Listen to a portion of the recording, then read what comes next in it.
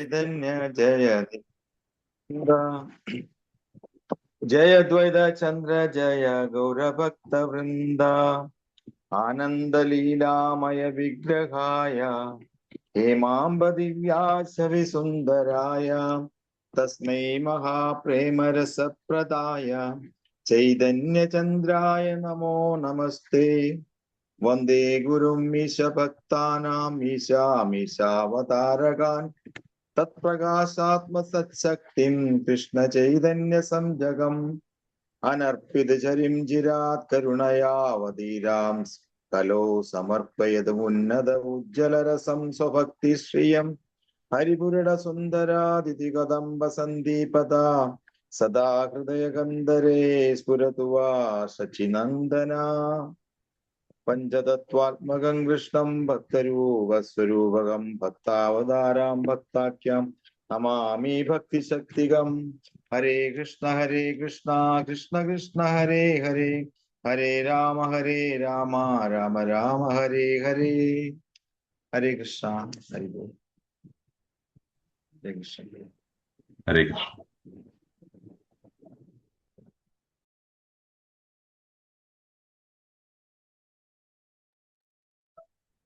ഹരേ കൃഷ്ണ. അപ്പോ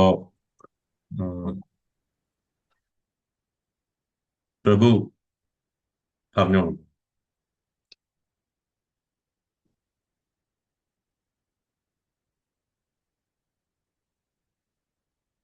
ചൈതന്യ ചരിതാമൃതം അധ്യായം 12 അദ്വൈത ഗദാധരന്മാരുടെ വിസ്തരണങ്ങൾ 85 വരെയാണ് നമ്മൾ വായിച്ചു നിർത്തിയിരിക്കുന്നത്. ശ്ലോകം 86, പേജ് 394 അവിടെ നിന്നാണ് നമുക്ക് വായിച്ചത്. അധ്യായം തീരും. കൃഷ്ണ വായിക്കല്ലേ പ്രഭു? ഇനി 86 തൊട്ടിലേക്കട്ടെ. അതെ, പേജ് നമ്പർ 394.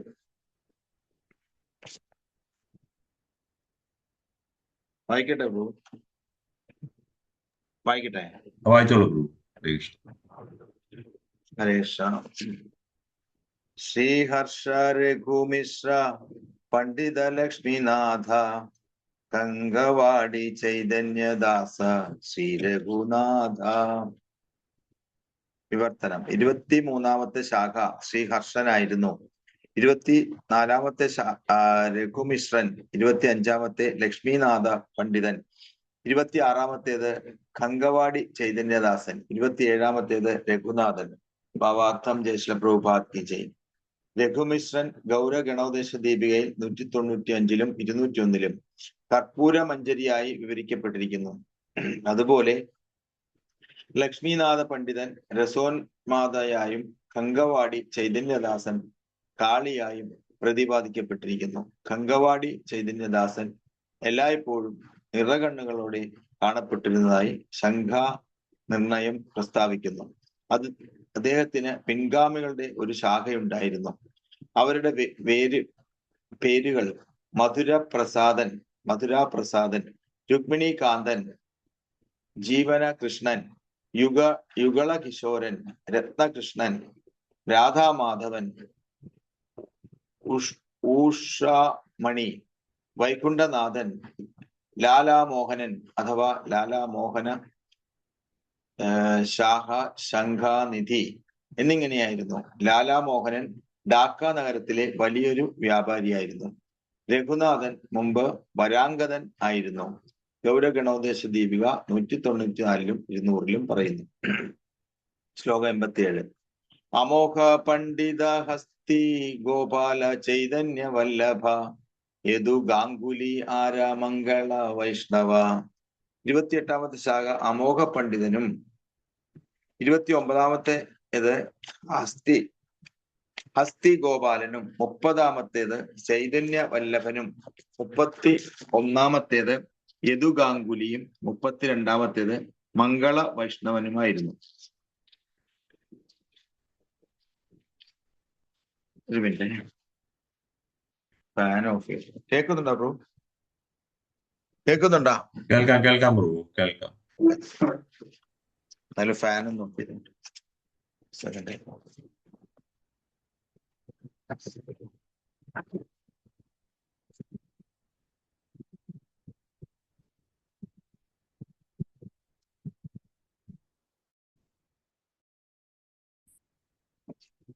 ഭാവാർത്ഥം ജയ പ്രഭുപാദ് കി ജയ്.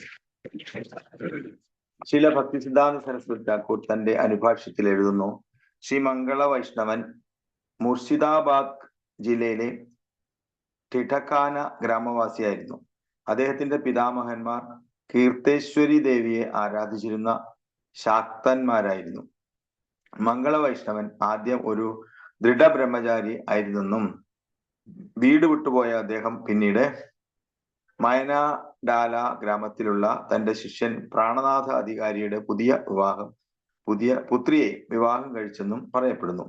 ഈ കുടുംബത്തിന്റെ പിൻഗാമികൾ കട്വയ്ക്കടുത്ത് ബർദ്വൻ ജില്ലയിൽ കാന്താഡ ഗ്രാമത്തിലെ ഠാക്കൂർമാരായി അറിയപ്പെടുന്നു. മംഗള വൈഷ്ണവന്റെ പിൻഗാമികൾ മൊത്തം 36 കുടുംബങ്ങളായി ഇപ്പോഴും ഇവിടെ ജീവിക്കുന്നു. മംഗള ഠാക്കൂറിന്റെ പ്രശസ്തരായ ശിഷ്യന്മാർ പ്രാണനാഥ അധികാരിയും കാന്താഡ ഗ്രാമത്തിലെ പുരുഷോത്തമ ചക്രവർത്തിയും പേരുകേട്ട മൃദംഗ വായനക്കാരുടെ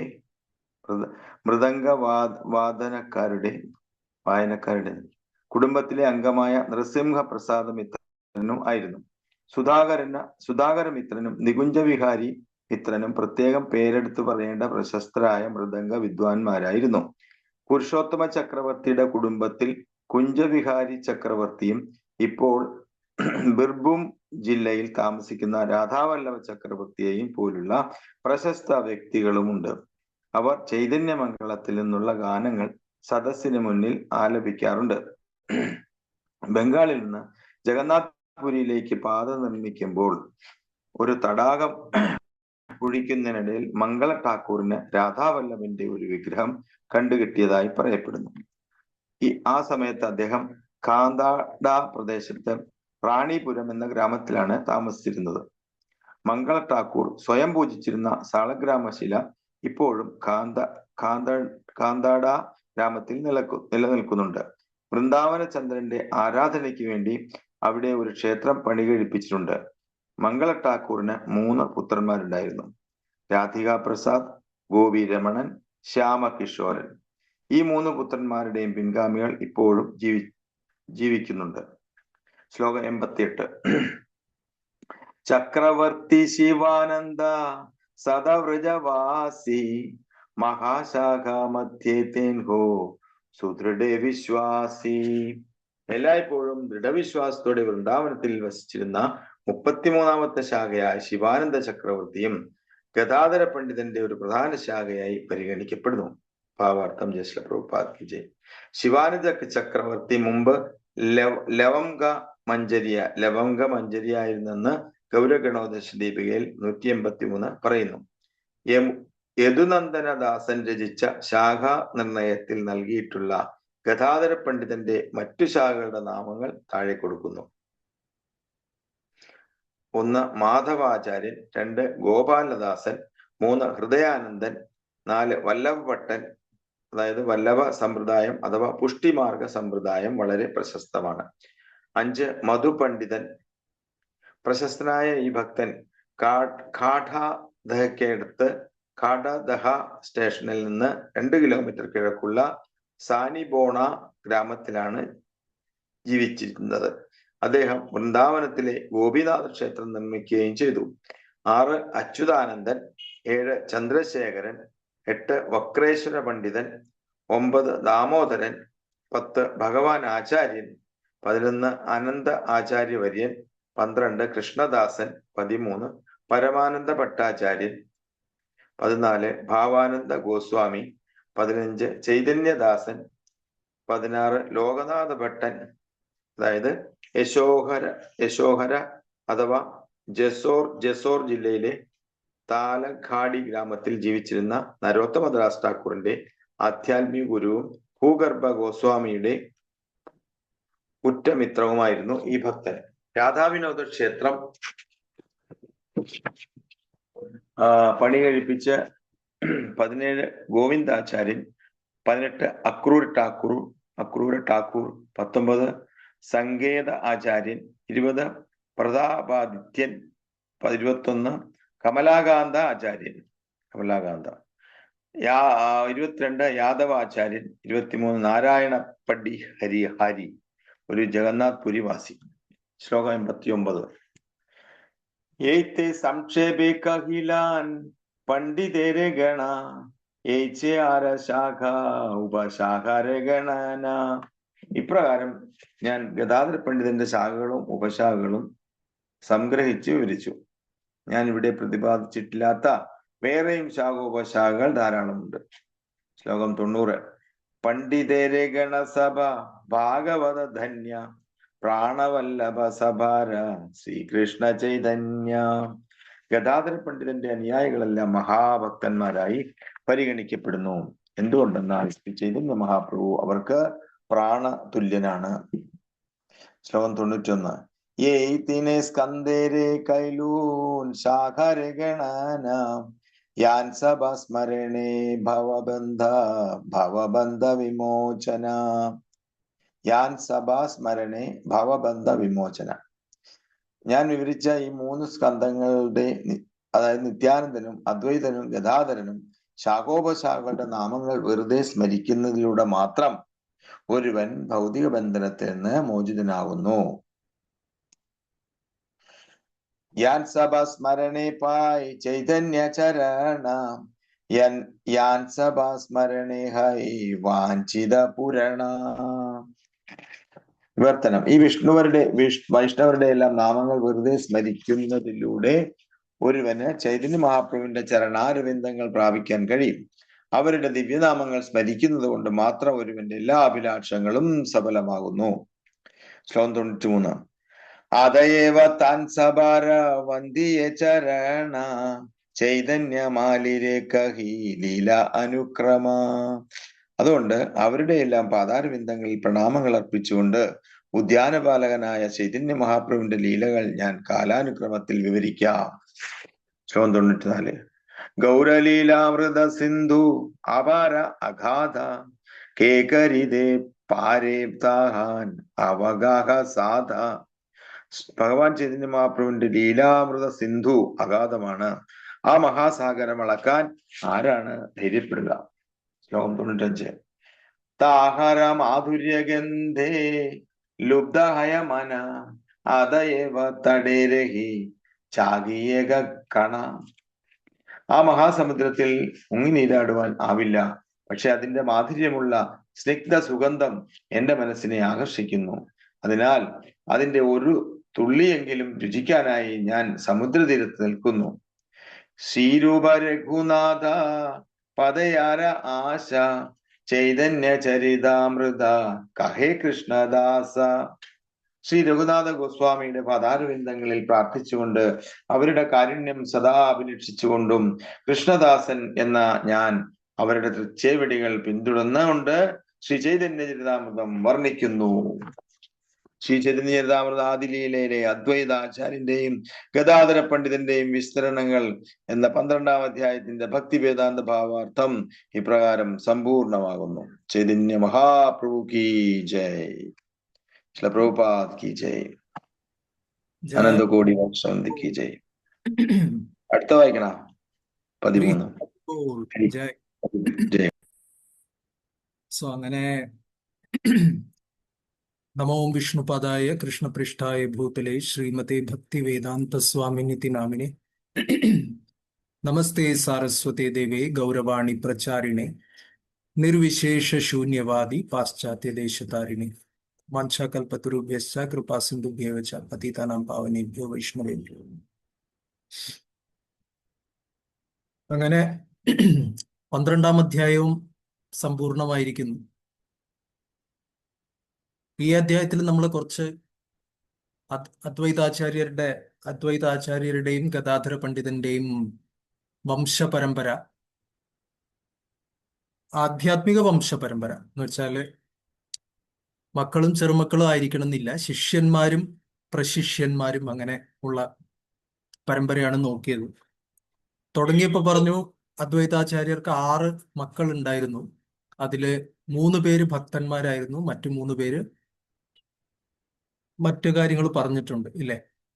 മായാവാദം, അതുപോലെ കർമ്മകാന്ഡം, അങ്ങനെയുള്ള കാര്യങ്ങളിലേക്കൊക്കെ അവര് അവരുടെ മനസ്സ് അവിടെയായിരുന്നു. പിന്നെ നമ്മള് അച്യുതാനന്ദൻ, അദ്വൈതാചാര്യരുടെ മുതിർന്ന ശിഷ്യനായ അച്യുതാനന്ദന്റെ മഹാത്മ്യങ്ങളെക്കുറിച്ചും അദ്ദേഹത്തിന്റെ ഭക്തിയെക്കുറിച്ചും നമ്മൾ കേട്ടു. പിന്നീട് അദ്വൈതാചാര്യരും ആ കമലാകാന്ത വിശ്വാസ് എന്ന് പറയുന്ന ഭക്തനും ചൈതന്യ മഹാപ്രഭുവും തമ്മിലൊരു ലീല. അദ്വൈതാചാര്യര് ഒരു കടമുണ്ടായിരുന്നു. ആ കടം തീർക്കാൻ വേണ്ടി 300 സ്വർണ്ണ നാണയങ്ങള് രാജാവിന്റെ അടുത്ത് കമലകാന്ത വിശ്വാസൻ ആ കടം വീട്ടാൻ രാജാവിനോട് അഭ്യർത്ഥിക്കുകയും അതേസമയം അദ്വൈതാചാര്യർ വിഷ്ണു ഭഗവാന്റെ ഒരു അവതാരമാണെന്നുള്ളതും പറയുകയും അത് ചൈതന്യ മഹാപ്രഭുവിന് ഇഷ്ടപ്പെടാതെ ഭഗവാൻ എങ്ങനെയാണ് കടം എന്നുള്ള രീതിയിൽ ഇദ്ദേഹത്തിന് കമലാകാന്ത വിശ്വാസിനെ ശകാരിക്കുകയും ഇനി നിന്നെ കാണണ്ട എന്നൊക്കെ പറയുകയും നമ്മൾ ആ ലീല കേട്ടു. അത് വളരെ പ്രധാനപ്പെട്ട ഒരു പാസ് ടൈമാണ്. അതിനുശേഷം ഒരു പർപ്പട്ടില് ഒരു അദ്വൈതാചാര്യരുടെ ശാഖകളിൽ തന്നെ 2 തരം ഉപശാഖകളുണ്ട്. ചിലത് മെയിൻ ശാഖയായിട്ട് ബന്ധപ്പെട്ടിരിക്കുന്നത് എന്ന് വെച്ചാൽ ആ തോട്ടക്കാരൻ ഒഴിക്കുന്ന, ചൈതന്യ മഹാപ്രഭു ഒഴിക്കുന്ന ആ ഒരു ജലം അത് ഈ കണക്റ്റഡ് ആയിട്ടുള്ള, ബന്ധപ്പെട്ടിരിക്കുന്ന ആ വൃക്ഷവുമായിട്ട് ബന്ധം പുലർത്തി വരുന്ന ശാഖകൾക്ക് ആ ജലം കിട്ടുന്നതായിട്ടും, അല്ലാതിരിക്കുന്ന ശാഖകൾ ആ മരത്തിൽ ഉണ്ടെന്ന് തോന്നുകയാണെങ്കിലും അവിടേക്ക് വെള്ളം എത്തില്ല എന്നുള്ളത് പറഞ്ഞു. അല്ലെ, വരണ്ടുണങ്ങിയിരിക്കുന്നു പറഞ്ഞു. ഇന്നത്തെ ഹിന്ദു മതത്തിന്റെ അവസ്ഥ അങ്ങനെയാണെന്നും നമ്മളത് ചർച്ച ചെയ്തിരുന്നു. റൈറ്റ്. അത് കഴിഞ്ഞ് ഗദാധര പണ്ഡിതന്റെ വംശപരമ്പരയെ കുറിച്ച് ഇപ്പോ പറഞ്ഞു. അങ്ങനെ 12-ാം അധ്യായം സമ്പൂർണമായിരിക്കുകയാണ്. ഒരു നിയോഗം പോലെ നമ്മുടെ 100-ാമത്തെ അധ്യായം സമ്പൂർണമായപ്പോ നമ്മൾ കുറച്ച് ഭക്തന്മാര് വൃന്ദാവനത്തിലായിരുന്നു. അവിടെ കൃഷ്ണദാസ് കവിരാജ് ഗോസ്വാമിക്ക് ചൈതന്യ ചരിതാമൃതം എഴുതാൻ മദനമോഹന ഭഗവാനിൽ നിന്ന് ആജ്ഞ ലഭിക്കുന്ന ദിവസമായിരുന്നു നമുക്ക് 100-ാം ദിവസം. അത് കഴിഞ്ഞ് ഇന്ന് 150-ാം ദിവസത്തില് കൃത്യമായിട്ട് 13-ാം അധ്യായം ചൈതന്യ മഹാപ്രഭുവിന്റെ ആഗമനം, മഹാപ്രഭുവിന്റെ അവതാരം അതിലേക്ക് പ്രവേശിക്കുകയാണ്. സോ ഒരു വലിയൊരു ഭാഗ്യമാണ്. ഭക്തി വിനോദ് മഹാരാജ് വൃന്ദാവനത്തിൽ എവിടെ?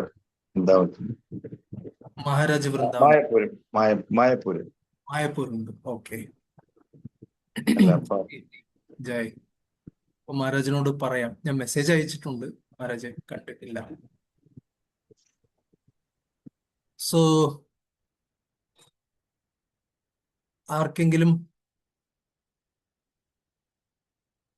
എങ്ങനെ പറയാം, നമ്മൾ 13-ലേക്ക് പോകുന്നതിന് മുമ്പ് ആരെങ്കിലും എന്തെങ്കിലും ഷെയർ ചെയ്യാൻ ആഗ്രഹിക്കുന്നോ? ഈ റീഡിങ്ങിനെ കുറിച്ചും എന്തെങ്കിലും? ഒരു 10 മിനിറ്റ്, കൂടുതൽ വേണ്ട. അതിനുശേഷം 13-ലേക്ക് പോവാം. ഇവരുടെയൊക്കെ പേരുകളൊക്കെ പറയുന്നത് തന്നെ അതിനകത്തൊരു പ്രധാന പോയിന്റ് വായിച്ചു. അതെ, ഈ പേരുകള് പറയുന്നത് തന്നെ നമുക്ക് അത്രയും ശുദ്ധീകരണമാണെന്നും അതുപോലെ പറയുന്നത്, അതായത് ഈ ഇവരുടെ എല്ലാ പേരുകള് അതൊക്കെ നമുക്ക് റിപ്പീറ്റ് ചെയ്യാൻ തന്നെ ബുദ്ധിമുട്ടാണ്. പക്ഷെ ഇതെല്ലാം ഈ വൈഷ്ണവരുടെ എല്ലാം നാമങ്ങൾ വെറുതെ സ്മരിക്കുന്നതിലൂടെ ഒരുവൻ ശ്രീ ചൈതന്യ മഹാപ്രഭുവിന്റെ ചരണാരവിന്ദങ്ങൾ പ്രാപിക്കാൻ കഴിയും എന്ന് പറഞ്ഞു. അതെ, അതുപോലെ നമുക്ക് അതുമായിട്ട് ബന്ധപ്പെട്ട ഒരു കാര്യം, ഒരു ചെറിയൊരു കാര്യമായിരിക്കാം, പക്ഷെ പ്രധാനമാണ്. പലപ്പോഴും ഉണ്ടല്ലോ, ദീക്ഷ എടുത്ത ഭക്തന്മാര് അല്ലെങ്കിൽ ദീക്ഷ എടുത്ത ശേഷം ആ ദീക്ഷാ നാമങ്ങൾ നമ്മൾ ഭക്തന്മാരുടെ സംഘത്തില് അങ്ങോട്ടും ഇങ്ങോട്ടും നമ്മൾ വിളിക്കുമ്പോൾ ദീക്ഷാ നാമങ്ങൾ ഉപയോഗിക്കണം, അല്ലെ? അത് ഉപയോഗിച്ച് വിളിക്കണം. അല്ലാണ്ട് എന്താണ്,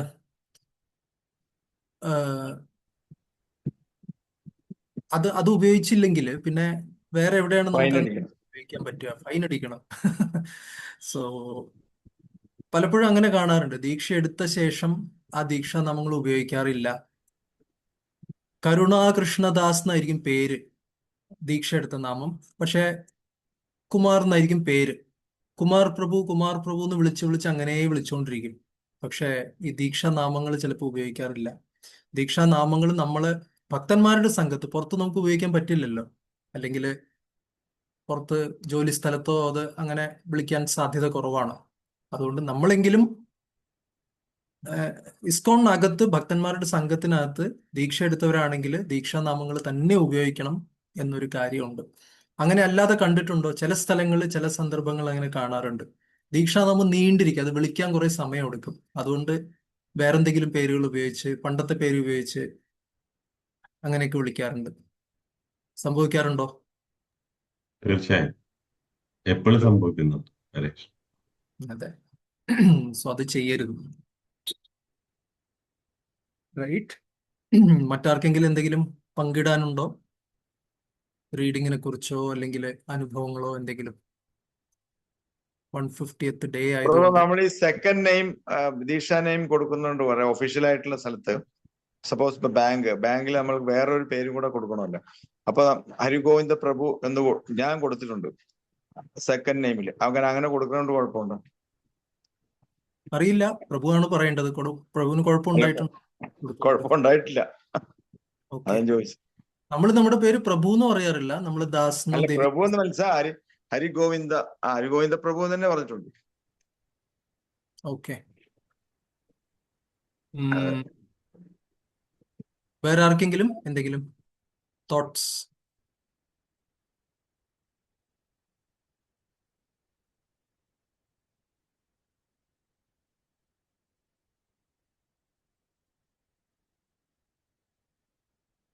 സിന്ധുവിലേക്കാണ് കടക്കാൻ പോണത്.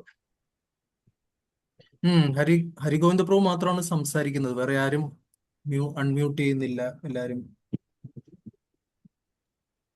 കൃഷ്ണ പ്രഭു ധന്യവാദ് പ്രണാമം. പ്രണാം പ്രഭു. പ്രഭു ഇത്തിരിയേറെ ഹരിവന്ത പ്രഭു പറഞ്ഞ മാതിരി ഇതിന്റെ പഴയകാല ചൈതന്യ പ്രഭുവിന്റെ സമയത്തുള്ള അല്ലെങ്കിൽ അതിന്റെ ശാഖകളുടെ പേരൊക്കെ പറയുമ്പോൾ അല്ലെ കേൾക്കുമ്പോൾ പിന്നെ സ്മരിക്കുമ്പോൾ പ്രഭു പറഞ്ഞ നമുക്ക് ഒരു പ്രത്യേക അനുഭൂതി തന്നെ ഉള്ളത്. പ്രത്യേകിച്ച് അത് വായിക്കുമ്പോഴൊക്കെ അത് മാത്രമല്ല അതിനപ്പുറത്തോട്ട് പ്രഭുവിന്റെ ഡിസ്കഷൻ ഒത്തിരിയേറെ നമ്മൾ നിസ്സാരമായിട്ട് കരുതിയിരുന്ന കുറേയേറെ കാര്യങ്ങളുടെ സീരിയസ്നെസ് നമുക്ക് ഉൾക്കൊള്ളാൻ പറ്റി. അപ്പൊ അതനുസരിച്ച് നമുക്ക് മറ്റുള്ള കാര്യങ്ങളിലും ഉൾക്കൊള്ളുന്നതിനായാലും കേൾക്കുന്നതിനായാലും ഒരു നേരത്തെ അൺലിമിറ്റഡ് ആയിട്ടുള്ളത് ഇപ്പോൾ ഒരു ലിമിറ്റഡ് ആയി എല്ലാ കാര്യങ്ങളും. പിന്നെ പ്രഭു പറഞ്ഞ വേറൊരു പോയിന്റ്, ദീക്ഷ എടുത്തതിന് ശേഷം ദീക്ഷ നാമം. ഇപ്പം ദീക്ഷ എടുക്കുന്നതിന് മുൻപ് സഹകരിച്ചിരുന്നവരെല്ലാവരും ദീക്ഷ എടുക്കുമ്പോഴേ പെട്ടെന്നൊരു മാറ്റം, പെട്ടെന്നൊരു ചേഞ്ച് എല്ലാവർക്കും ഉൾക്കൊള്ളാൻ പറ്റാതെ കുറെ പേരൊക്കെ അങ്ങനെയൊക്കെ ആവുന്നുണ്ട്. തിരിച്ച് സ്ലോവിലി മാറി വരുന്നുണ്ട്. ഇപ്പൊ കുറേയേറെ മാറ്റങ്ങൾ സംഭവിച്ചിട്ടുണ്ട്, ഇത്തിരിയേറെ മാറ്റങ്ങൾ സംഭവിച്ചിട്ടുണ്ട്. ഇപ്പൊ എല്ലാവരും ഒക്കെ ദീക്ഷാ നെയിം തന്നെ ഉപയോഗിക്കുന്നെന്ന് തോന്നുന്നു. കേൾക്കുന്നതെല്ലാം അങ്ങനെ. ഇപ്പൊ എന്റെ ലീഗൽ നെയിമൊക്കെ ഇവിടെ എല്ലാവർക്കും മറന്നു കഴിഞ്ഞു. എന്റെ പഴയ കുറെ സുഹൃത്തുക്കൾക്ക് മാത്രമേ എന്റെ ലീഗൽ നെയിം അറിയൂ. നാട്ടിലാണെങ്കിൽ എന്നെ എല്ലാവർക്കും ഒന്നും അറിയത്തുകൂടിയില്ല, കാരണം 40-40 വർഷമായി നാട് വിട്ടിട്ട്. അതുകൊണ്ട് എല്ലാവർക്കും ഒന്നും പേരൊന്നും പൂർണ്ണമായിട്ടും അറിയില്ല. ഇപ്പോഴും എന്റെ ദീക്ഷാ നെയിം തന്നെ. ഇപ്പൊ ആരെങ്കിലും പേര് ചോദിച്ചാൽ കൊടുക്കുന്നതൊക്കെ അത് തന്നെ. പഴയ ലീഗൽ നെയിമൊന്നും ഞാൻ ആർക്കും കൊടുക്കാറില്ല. ഇത്തിരിയേറെ മാറ്റങ്ങൾ വരുന്നുണ്ട്. സ്വയം നമുക്കിപ്പോ ചൈതന്യ ചരിതാമൃതം കേട്ടതിന് ശേഷം വെരി ഇൻട്രസ്റ്റഡ്. നമുക്ക് ആ കാലഘട്ടത്തിലോട്ട് ഒന്ന് എത്തി നോക്കാൻ പറ്റിയതിൽ പ്രഭുവിനോട് എനിക്ക് ഒരു അളവില്ലാത്ത ഒരു കടപ്പാടൊക്കെ എനിക്കുണ്ട്. കാരണം പ്രഭു മുഖാന്തരം പ്രഭുവിൽ നിന്ന് ഇത്തിരിയേറെ കാര്യങ്ങൾ പണ്ട് എങ്ങനെ ആഗ്രഹിച്ചിരുന്നിരിക്കാം, പക്ഷെ നമ്മള് ആകസ്മികമായി ഇതെല്ലാം പ്രഭുവിന്റെ മുഖത്ത് നിന്ന് കേൾക്കാൻ പറ്റിയതിൽ ഇത്തിരിയേറെ ചാരിതാർത്ഥ്യമുണ്ട്. കാരണം ഹരേ കൃഷ്ണ. ഹരേ കൃഷ്ണ പ്രഭു. ശീല പ്രഭുപാദിന്റെയും യെസ് മാധവ്. ഹരേ കൃഷ്ണ പ്രഭു. ചൈതന്യചരിതാമൃതം ഞാൻ റീഡിങ്ങില് ഞാൻ തുടക്കം മുതലൊന്നും ഉണ്ടായില്ലെങ്കിലും പിന്നീട് ഇടയ്ക്ക് വെച്ചിട്ടാണ് എനിക്കിതിൽ ചേരാൻ പറ്റിയത്. പക്ഷെ റീഡിങ് ഇങ്ങനൊരു സെഷൻ ആദ്യമായിട്ടാണ്, ഇത്രയും ഇൻട്രസ്റ്റഡ് ആയിട്ടുള്ളൊരു സെഷൻ ആദ്യമായിട്ടാണ് ഞാൻ ഇതിൽ കൂടുതൽ ഈ റീഡിങ്ങിനല്ല, ഇതിന്റെ ഡിസ്ക്രിപ്ഷൻ പ്രഭുവിന്റെ ഓരോരോ എല്ലാം നിസ്സാരമായിട്ടുള്ള കാര്യമാണെങ്കിലും അത് എത്ര സമയമെടുത്തിട്ടായാലും അത് ഡിസ്കസ് ചെയ്ത് പോകുമ്പോൾ നമുക്ക് അതിനോട് വളരെയധികം അറ്റാച്ച്മെന്റ്, ഈ പറഞ്ഞ പോലെ നമ്മൾ ആ കാലഘട്ടത്തിലേക്ക് നമ്മൾ ഇറങ്ങി ചെന്ന് അതില് വളരെയധികം ഇൻവോൾവ് ആയിരുന്നു. അതുകൊണ്ട് ഇത് ഒരിക്കലും വിട്ടുപോവാൻ പറ്റാത്ത വിധത്തില് ഞങ്ങളെ ആക്കി മാറ്റിയിട്ടുണ്ട്. അപ്പൊ അത് അതാണ് അതിന്റെ വിജയം എന്നാണ് ഞാൻ വിചാരിക്കുന്നത്. ഇത് എത്രയും നമുക്ക് ഒരു തടസ്സമില്ലാതെ മുന്നോട്ട് പോവാൻ പറ്റണം. അതില് ഞങ്ങളൊക്കെ ഇത്രയും ഇതില് ഇങ്ങനെ ആക്കി തന്നൊരു പ്രഭുവിനും വളരെയധികം വലിയൊരു പങ്കുണ്ട്. ഇത് വളരെ സക്സസ് ആയിട്ട് മുന്നോട്ട് പോകട്ടെ. ഇനിയുള്ളതും വളരെ ഇൻട്രസ്റ്റിംഗ് ആവുമെന്ന് വിചാരിക്കുന്നു. ഹരേ കൃഷ്ണ. ഹരേ കൃഷ്ണ പ്രഭു. ഹരിബോൾ പ്രഭു. ഹരേ കൃഷ്ണ. ശ്രീല പ്രഭുപാദ് നമുക്ക് പറഞ്ഞു തന്നിട്ടുണ്ട്. നമ്മളൊരു നമ്മുടെ കയ്യില് ഭാഗവതമുണ്ട്, ഭഗവത്ഗീതയുണ്ട്, ചൈതന്യ ചരിതാമൃതമുണ്ട്. പോകുമ്പോൾ വെള്ളപ്പൊക്കം വന്നു. വെള്ളപ്പൊക്കം വരുമ്പോൾ ആദ്യം ഭഗവത്ഗീത കളയണം. പിന്നെ നമുക്ക് പിടിച്ചു നിൽക്കാൻ പറ്റിയില്ലെങ്കിൽ ഭാഗവതം കളയണം. എന്നിരുന്നാലും അപ്പോഴും ചൈതന്യ ചരിതാമൃതം കൈ വിട്ട് കളയരുതെന്നാണ് അദ്ദേഹം പറഞ്ഞിരിക്കുന്നത്. അപ്പൊ അത്രയും പ്രാധാന്യം ചൈതന്യ ചരിതാമൃതത്തിന് ഉണ്ട്. അപ്പൊ അത് നമ്മൾ മനസ്സിലാക്കി നമ്മൾ മുന്നോട്ട് പോവുക. ഹരേ കൃഷ്ണ. അതിന് ഒരു അവസരം തന്ന എല്ലാവർക്കും നന്ദി, നമസ്കാരം. ഹരേ കൃഷ്ണ. ഹരേ കൃഷ്ണ. പ്രഭാത് പറഞ്ഞ ഇതിന് കുറച്ചൊരു ക്ലാരിഫിക്കേഷൻ കൊടുക്കണം. അതായത് ഭഗവത്ഗീത കളയണം എന്നല്ല പറഞ്ഞത്. അത് ഒരു നിൽക്കാൻ അതെ, പിടിച്ചു നിൽക്കാൻ പറ്റിയില്ലെങ്കിൽ ആദ്യം അത് കളയാന്നാ പറഞ്ഞത്. അതായത് ഭക്തി സിദ്ധാന്ത സരസ്വതി ഠാക്കൂർ പറഞ്ഞൊരു ഉദാഹരണമാണ്.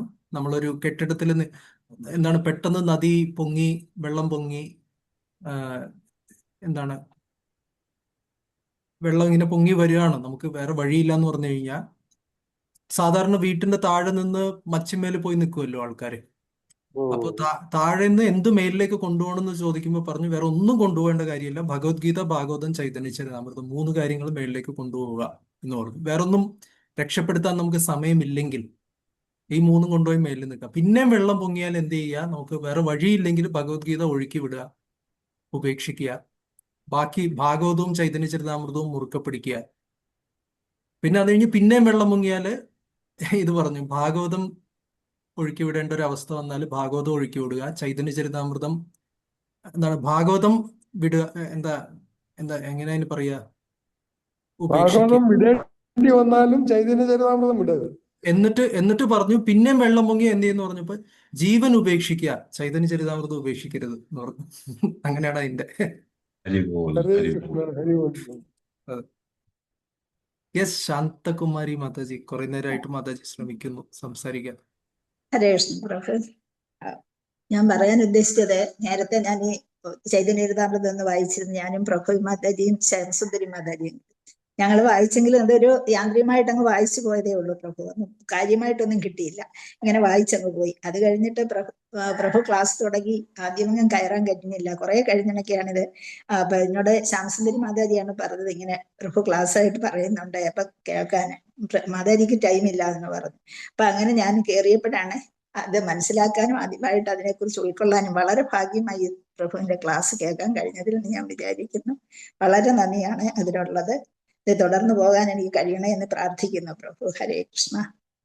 താങ്ക് യു മാതാജി. വാസ്തവത്തില് ശ്യാംസുന്ദരി മാതാജിയുടെ ഒരു സാന്നിധ്യവും അസാന്നിധ്യവും നമുക്ക് അനുഭവപ്പെടുന്നുണ്ട്. ഉണ്ട് പ്രഭു. മാതാജിയുടെ മോന്റെ കല്യാണമൊക്കെ പെട്ടെന്ന് നല്ല രീതിയിൽ കഴിഞ്ഞു. എന്നാണ് കല്യാണം? കല്യാണം ഈ മാസം ഈ മാസമാണ് പ്രഭു, ഈ മാസമാണ്, ജനുവരി. കഴിഞ്ഞോന്നറിയില്ല. കഴിഞ്ഞോ? ഇല്ല, കഴിഞ്ഞിട്ടില്ല. കഴിഞ്ഞിട്ടില്ല. ഇവിടെ കൊച്ചിയിൽ വെച്ചിട്ടാണെന്നാണ് പറഞ്ഞത്. അതെ. അപ്പോ അത് കഴിഞ്ഞിട്ട് പിന്നെ ജനുവരി മുതൽ മാതാജിയുടെ സാന്നിധ്യം ഉണ്ടാവുമെന്ന് പ്രതീക്ഷിക്കുന്നു.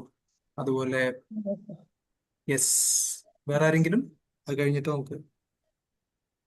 ഹരേ കൃഷ്ണ പ്രഭു. ഹരേ കൃഷ്ണ. പ്രണാമം പ്രഭുജി. കേൾക്കുന്നുണ്ടോ പ്രഭുജി? ഹരേ കൃഷ്ണ. കേക്കരുത്. ഹരേ കൃഷ്ണ. ഞാനും അതേ പാതിരിയാണ്. ചൈതന്യ ചരിതാമൃതം വാങ്ങിച്ച് ഒരു 6 മാസമായി കാണത്തില്ല. അതിനു മുമ്പാണ് ഇങ്ങനെ ഒരു ക്ലാസ് ഉണ്ടാകുന്നു എന്ന് ഞാൻ അറിഞ്ഞത്. അങ്ങനെയാണ് ഞാനും ഇത് കേൾക്കാൻ ആരംഭിച്ചത്. ആദ്യത്തെ ഒരു 500 പേജോളം കേട്ടില്ല. പക്ഷെ ഞാൻ അത് ആദ്യം തൊട്ട് ദിവസവും വായിക്കുന്നുണ്ട്. കുറേശ്ശെ അതും തീർക്കണം, ഇതിന്റെ കൂടെ വരണമെന്ന് വിചാരിച്ച് അങ്ങനെയാണ് കേട്ടുകൊണ്ടിരുന്നത്. പക്ഷെ വളരെ നല്ല ക്ലാസ് ആണ്. ഇങ്ങനെ ഇതുപോലൊരു ക്ലാസ്സിൽ ചേരാൻ സാധിച്ചതിൽ വളരെ വളരെ സന്തോഷമുണ്ട്. ഇത് ഒരു ദിവസം പോലും വിടരുത്, ഒരു ക്ലാസ് പോലും മിസ്സാകരുത് എന്നുള്ള ഒരു വലിയ ആഗ്രഹത്തോടാണ് ഇതിൽ ജോയിൻ ചെയ്യുന്നത്. അത്രയ്ക്ക് താല്പര്യത്തോടാണ് വരുന്നത്. എന്തോ മനസ്സിലാകുന്നോ എന്തോ, എനിക്ക് എന്റെ ബുദ്ധിക്ക് അനുസരിച്ച് എന്തോ ഞാൻ ഇതിൽ നിന്ന് അറിയുന്നോ എന്ന് എനിക്കറിയത്തില്ല. പക്ഷെ ഇരുന്നാലും അതെനിക്ക് മുന്നോട്ട് പോകാനും ദിവസവും ഇത് കേൾക്കണം എന്നുള്ള ഒരു എന്താ പറയുന്ന ഒരു ഇൻട്രസ്റ്റ് എന്ന് പറയുന്നത് വളരെ വലുതാണ്. ഹരേ കൃഷ്ണ. Thank you. അതിന് പ്രഭുജിക്കും രാജേഷ് പ്രഭുവിനും ഒക്കെ ഒത്തിരി താങ്ക്സ് ഉണ്ട്. പിന്നെ അതുപോലെ ഇതിനെ ദിവസവും വന്ന് ഇതിന് കോർഡിനേറ്റ് ചെയ്യുന്ന, അല്ലെങ്കിൽ ഇതിന് അവരവരുടെ റിയലൈസേഷൻ പറയുന്ന എല്ലാ മാതാജിമാർക്കും പ്രഭുക്കന്മാർക്കും ഒക്കെ ഒത്തിരി താങ്ക്സ് ഉണ്ട്. ഹരേ കൃഷ്ണ. Thank you പ്രഭുജി.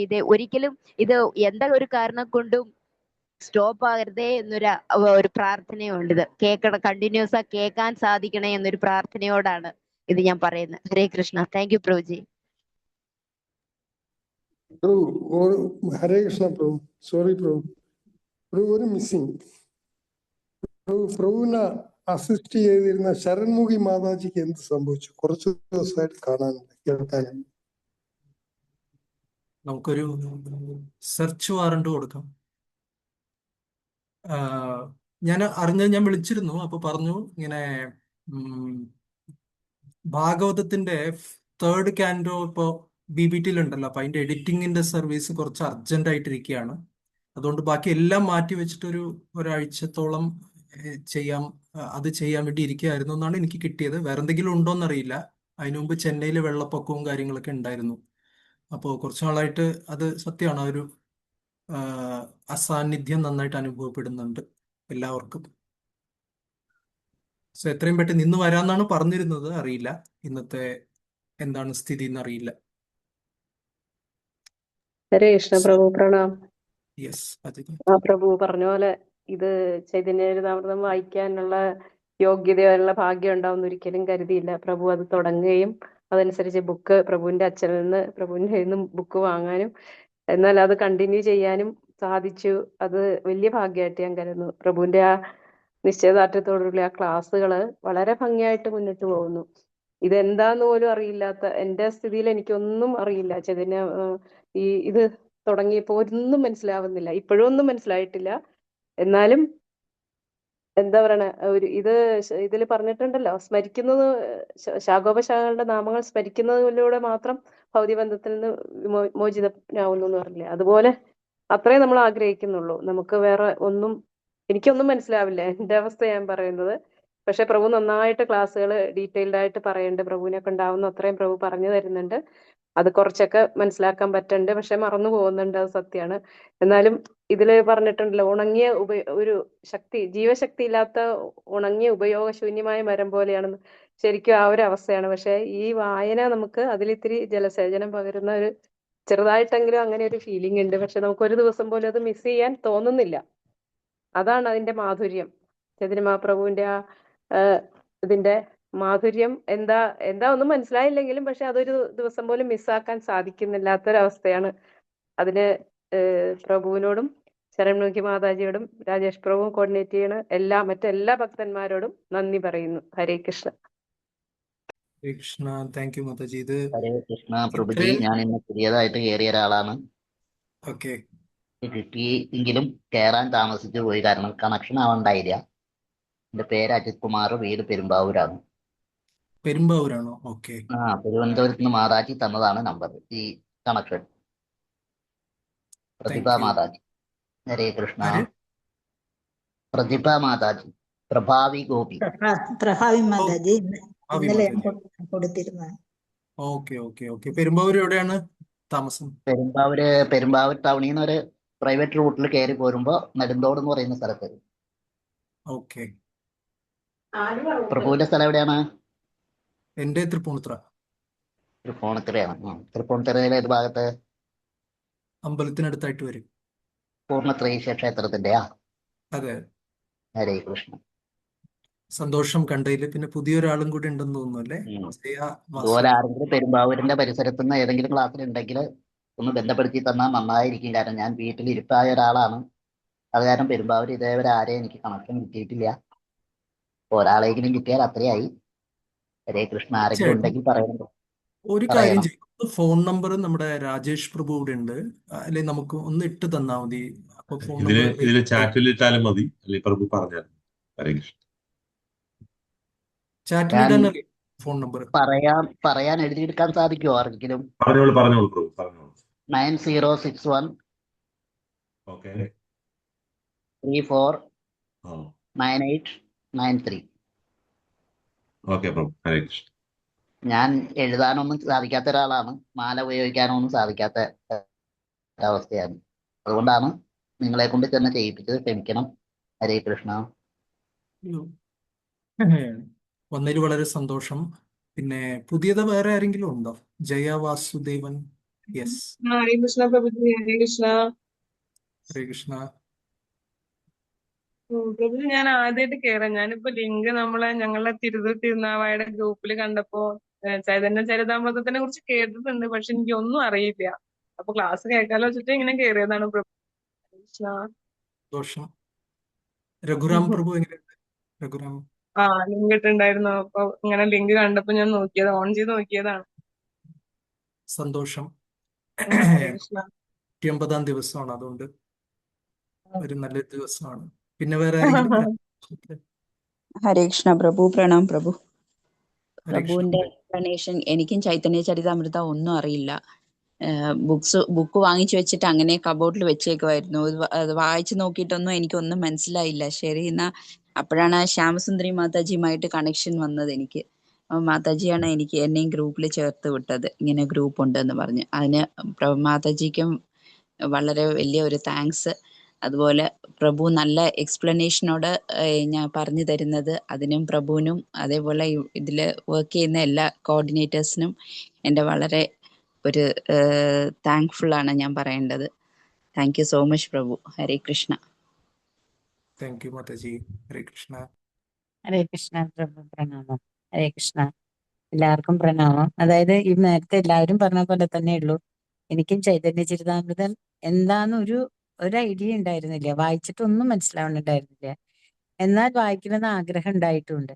പക്ഷെ ഇതില് വന്നിട്ട് പ്രഭു പറയുമ്പോഴും എനിക്ക് അങ്ങനെ അങ്ങോട്ട് തലയിൽ കയറുന്നുണ്ടായിരുന്നില്ല. പലപ്പോഴും ഞാൻ ചോദിക്കുന്ന വിഡ്ഢി ക്വസ്റ്റ്യൻ ആണെങ്കിലും പ്രഭു അതിന് വളരെ ആൻസർ നല്ല ഭംഗിയിൽ തരുമ്പോ എനിക്ക് തോന്നും വിഡ്ഢിത്തരാണെങ്കിലും ചോദിച്ചത് നന്നായി, കാരണം പ്രഭു അത്രയും നന്നായിട്ട് എക്സ്പ്ലെയിൻ ചെയ്ത് തരുന്നുണ്ടല്ലോ എന്ന് പറയുമ്പോ എനിക്ക് സന്തോഷം തോന്നാറുണ്ട്.